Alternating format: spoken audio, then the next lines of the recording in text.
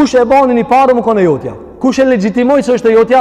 Allahu xhelle xhelalu. Atëherë, pasi që Allahu ta ka legjitimua, ai thot, japi pi parave të mia. E pse më ke dhënë mua? Po stjer.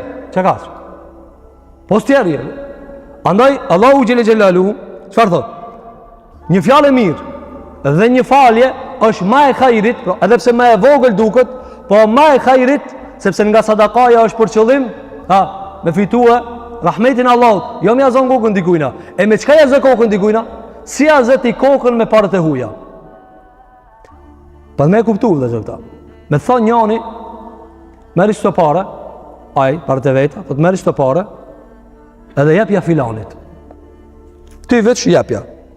Edhe ti jep parët si posjer që ja ke dhënë. Po të merr çto 1.000 euro që ja filanit, që 100 euro që i t'ia quaj. A ka drejt ky postjeri në të ardhmen mi thonë ati, a di që ti pa ta thonë 1.000 euro? Jo, se sa ke thonë ti, ja ka thonë. A i tjetëri, plus e paguj për këtë punë. Raporti Allahut është raporti më i lartë, përsa ta kuptojnë në dhe zërë. Allahu, kër i thotë zënginit, jepi fukaras, s'ka drejt zënginit mi thonë, a e di kur pa ta thonë. Pse? Po jebe se të Allahut ja pa ta thonë, veç i pa te shpërnda. Ande Allahu i dhënohet dikush mu lavdru me veprat e Zotit. Allahu i dhënohet me parët e ati, me pasurinë e ati, dikush mu lavdru. Andaj që ka tha? Wallahu ghani, ati nuk i duhen parët. Halim, dhe është i but. Pse ka përmen ghaniun halim? është i but, ai pak sadaka e pranon, veç mos ja përmen.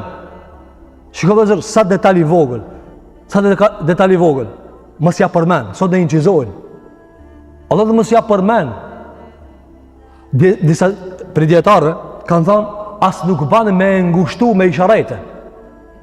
O shembull, njani i jep tjetrit, i nimon.